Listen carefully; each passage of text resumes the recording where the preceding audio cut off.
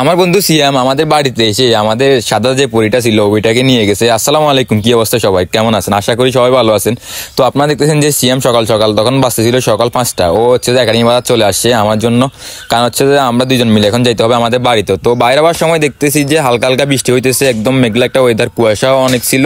তো তারপর আমি আর ও মিলে বাড়িতে আসছি। আসার পর আমাদের মুরগিগুলো ও ফার্স্টে দেখতেছিল, আমাদের খামারের যে ফার্মিং মুরগিগুলো ছিল ও হচ্ছে যে ও বলতেছিল চল এইগুলো একটু দেখে আসি আর আমি একটা ভিডিও করে নিই। ও একটা ভিডিও করতেছে এই আর কি।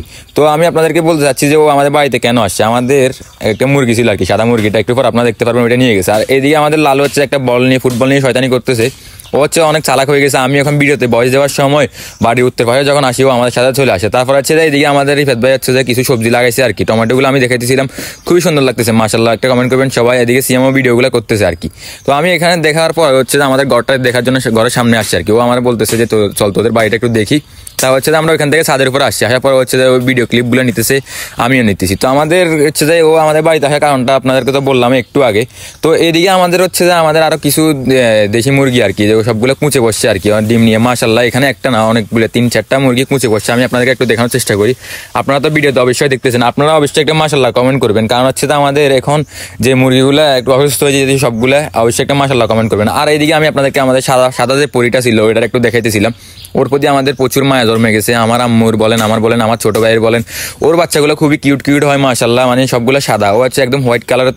তো মুরগিগুলোর বাচ্চাগুলো সাদা হয়। তো এখানে ভিডিওতে যে কালো মুরগির একটা বাচ্চা দেখতেছেন ওটা হচ্ছে অন্য একটা মুরগির বাচ্চা। তো কালকে রাতে ফুটছে, ওইটা আম্মু এটার মধ্যে দিয়ে দিছে।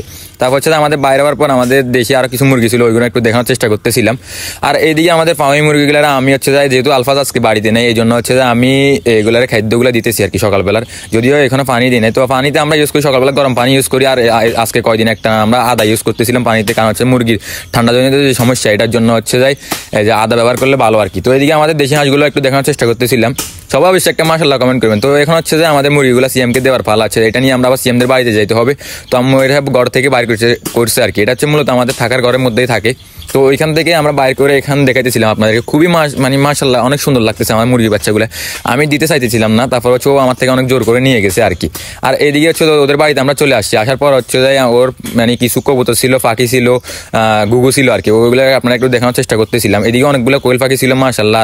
আর এদিকে আমাদের মুরগিটা আনার পর ওইটাও এখানে কোয়েল পাখি যেখানে রাখছিল ওইখানে ও ছেড়ে দিচ্ছে একটা রুমের মধ্যে, হচ্ছে যে এগুলো পালন করে। তো মুরগিটা ওরে দেওয়ার কারণটা হচ্ছে যে ও আমার বলতেছিল, আমার ভিডিওতে ও দেখছিল মুরগিটা, দেখার পর ওর অনেক পছন্দ হয়েছে, ও আমাকে অনেক জোর করতেছিল, এই জন্য দিতেছিলাম। তো আমাদের অনেক খারাপ লাগতেছে, বিশেষ করে আমার 2 দিন ধরে একদম মনটা খারাপ ছিল মুরগিটা দেওয়ার পর। আম্মুরও অনেকক্ষণ ধরে মনটা খারাপ ছিল, মানে অনেক সময় ধরে অনেক মিস করতেছিল আর কি। তো এখানে দেখতেছেন যে কোয়েল পাখিগুলো মাশাআল্লাহ ওখানে প্রায় 100 থেকে 150টার মতো কোয়েল পাখি ছিল, আমি শিওর জানি না। তো ওর কোয়েল পাখিগুলো ডিম দিতেছে, আমি ভিডিওতে আপনাদের একটু দেখানোর চেষ্টা করি, দেখতেছেন আপনারা। তো ঠিক আছে, ভালো থাকবেন সবাই, আল্লাহ হাফেজ। পরের ভিডিওতে আবার দেখা হবে ইনশাআল্লাহ।